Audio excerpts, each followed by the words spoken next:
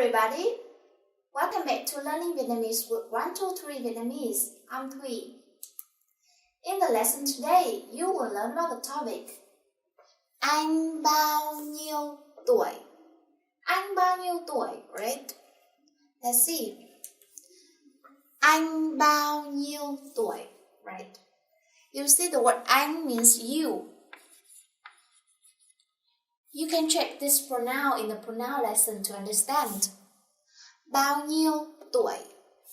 Tuổi means age. Bao nhiêu means how much or how many. How many? So, anh bao nhiêu tuổi? If you translate word by word, you can understand. How many ages are you? But it sounds weird a little bit, right? That's the style Vietnamese people say. However, in English, you can understand. How old are you? And to answer this kind of question, you will say, Anh 30 tuổi. I'm 30, right?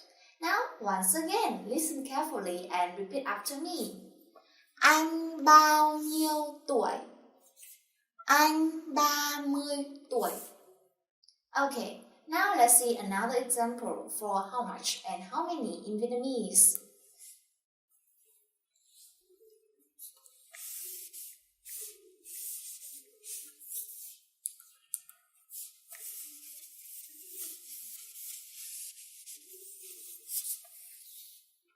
So the word em still means you, right? And you know tuổi means age, of course. You know? Right. Mấy also means how much or how many. How much or how many.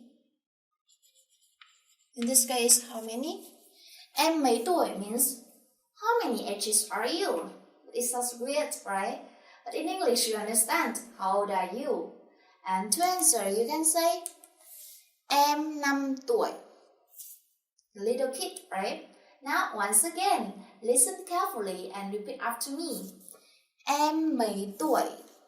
Em 5 tuổi. But I'm sure that some of you or most of you will be confused what are different between mấy and bao nhiêu, right?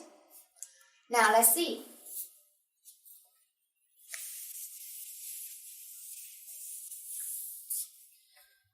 Okay, so see mấy and bao nhiêu. Mấy and bao nhiêu share the same meaning. How much or how many? How much or how many? But mấy, mostly, when you ask this kind of question, mấy, mostly the answer will be from number 1 to number 10. So here, let's see the answer here. From number 1 to number 10, right? If you ask with mấy, the answer will be like this. However, if you ask with bao nhiêu, the answer will be over 10, right? However, nobody knows that there's an exact number for mấy or bao nhiêu, right? Because in some cases, you still can swap this kind of questions. Or some of my students still ask me that, how can I know other people answer? So in that case, you just pick up one, what you want, and then you ask, like mấy or bao nhiêu, it's up to you, it's up to your idea. If you think the answer is over 10, you can use bao nhiêu, or if you think the answer is under 10, you can use mấy, or in case you don't know the answer, you can pick up whatever you want. But I recommend you to use bao nhiêu, because bao nhiêu is more common. So in case you don't know, it's better to use the word bao nhiêu if you don't know the answer, right? You understand?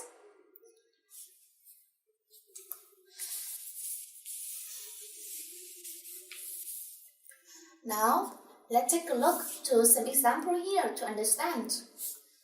Anh có mấy bạn Việt Nam? You know, anh means you. Có means to have. Or has. Mấy means how many? Bạn means friend.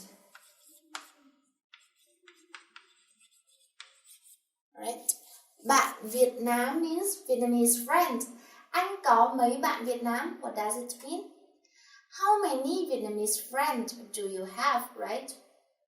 So to answer, you can say, tôi có 2 bạn Việt Nam. You see mấy here? So the answer is 2. Is the number. Under 10, right? Tôi có 2 bạn Việt Nam. Right? Once again, listen carefully and repeat after me. Anh có mấy bạn Việt Nam? Tôi có 2 bạn Việt Nam. Okay, now let's see another example.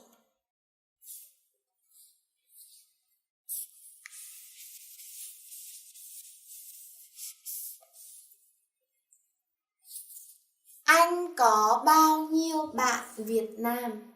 So, this sentence, this question shares the same meaning with the X lesson, right? The X example, right? The last example, right? Anh có bao nhiêu bạn Việt Nam? How many Vietnamese friends do you have, right? However, here, I use the word bao nhiêu for the question instead of mấy, right?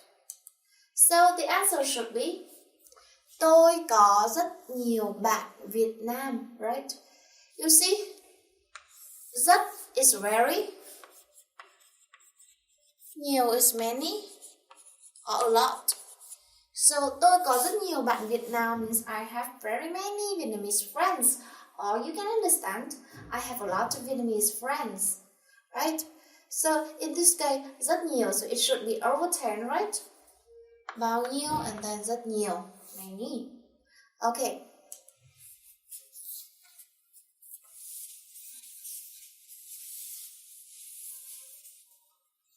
Now let's take a look to another example here.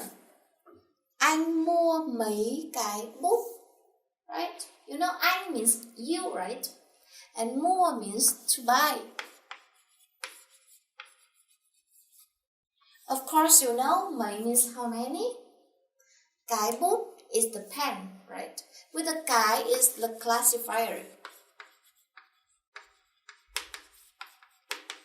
So, to understand what is classifier, you can check the classifier lesson to understand, because I have no time to explain here.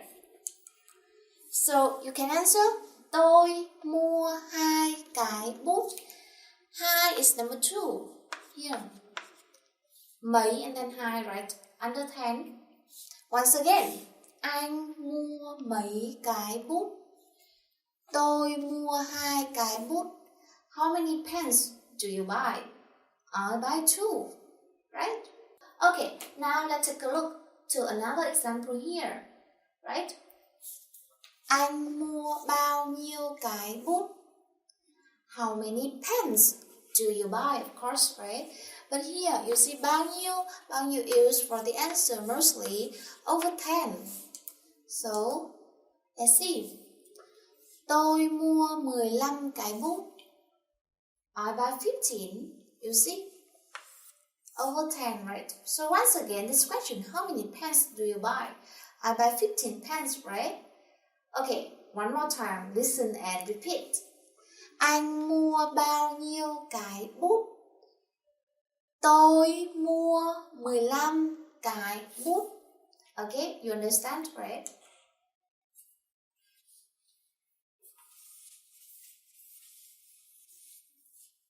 So, in some examples I mentioned above, all of them about the meaning how many for mấy and bao nhiêu.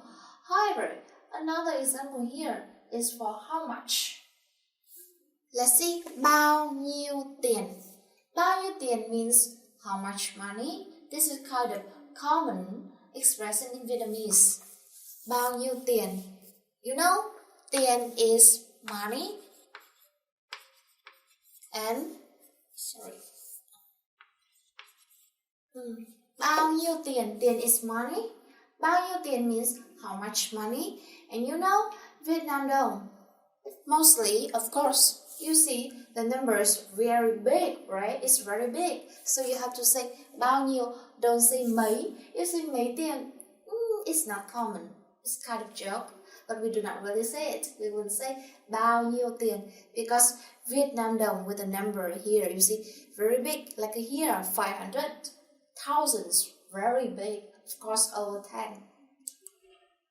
So, bao nhiêu tiền, how much money, right? Once again, listen and repeat after me.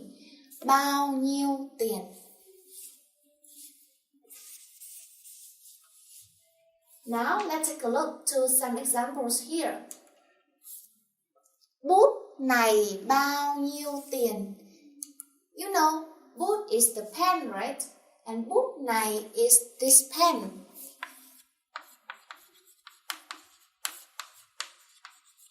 Bút này bao nhiêu tiền? How much is this pen? Or how much does it cost, right? And to answer, you can say,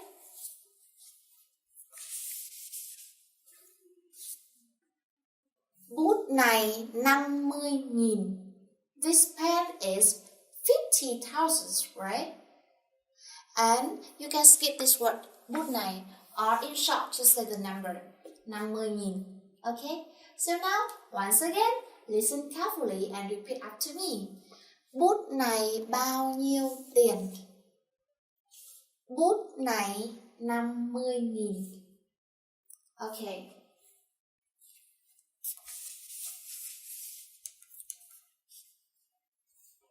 However, when you speak and when you use Vietnamese, right, sometimes you don't know what it is, what they are, and how to call the name of these items. So you can say, cái này bao nhiêu tiền?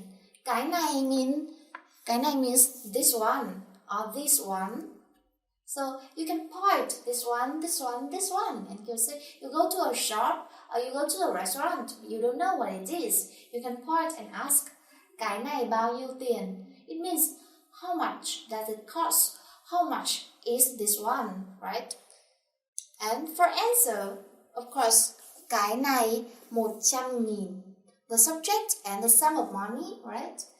Cái này 100.000. Or in short, you can say 100.000, 100,000, right? Now, once again, listen carefully and repeat after me. Cái này bao nhiêu tiền? Cái này 100.000. So, once again, I just want to say that bao nhiêu and mấy in Vietnamese is for how much and how many. And remember, for how much money, let's say bao nhiêu tiền. Okay. Now, you know how to use mấy and bao nhiêu in Vietnamese, right? So now let's practice.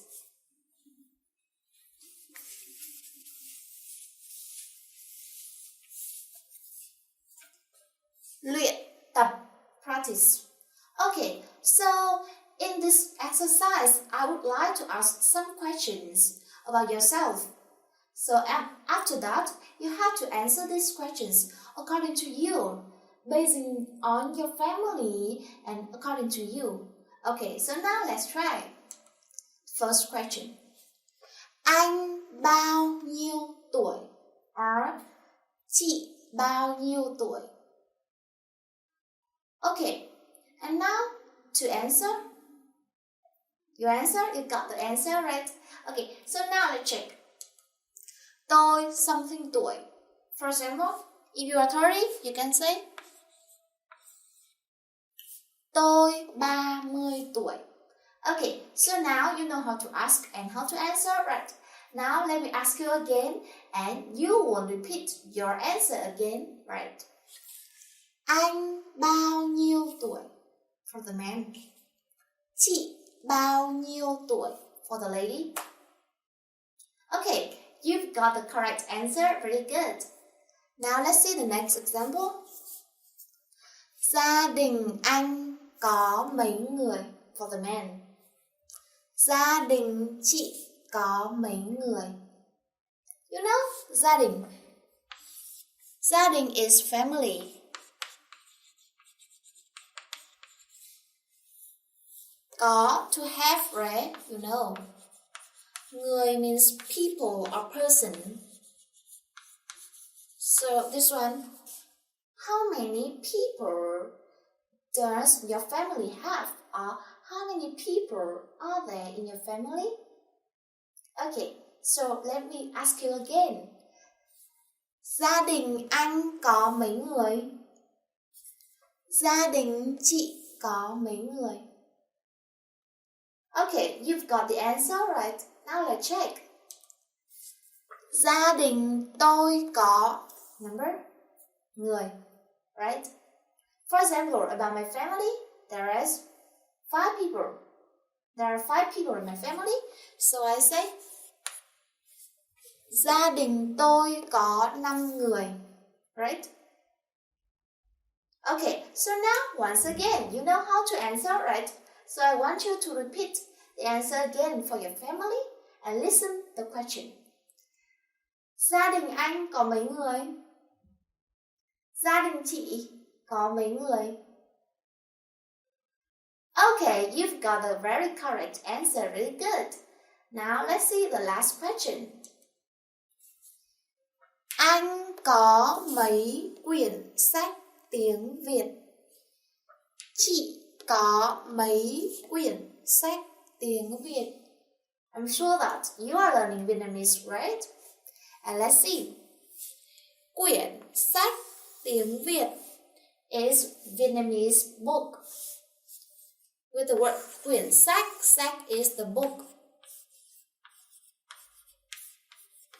Quyển is the classifier for the book. However, you can check what is the classifier in the classifier lesson. Quyển sách tiếng Việt. How many Vietnamese book do you have? Right?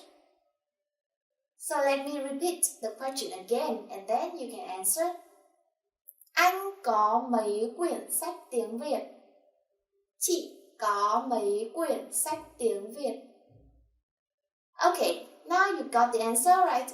Let's check.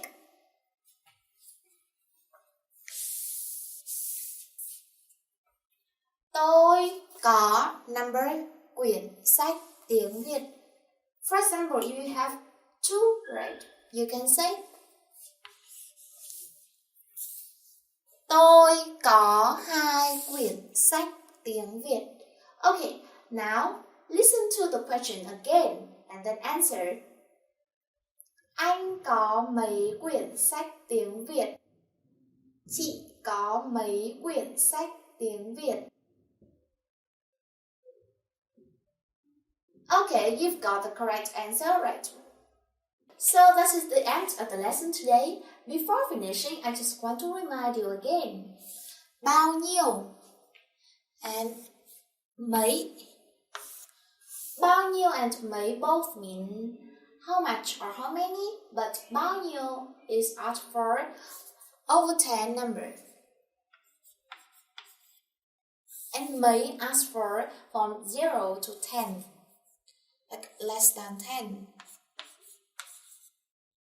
Right? Okay? So, let's repeat after me. Bao nhiêu? Mấy?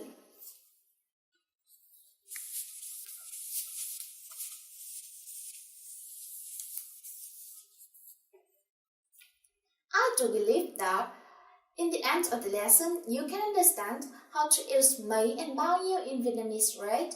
So, if you have any questions or any comments, just feel free to leave your question or your comment in the comment section below. Okay? Thank you for listening. Cảm ơn các bạn đã chú ý lắng nghe. Xin chào. See you.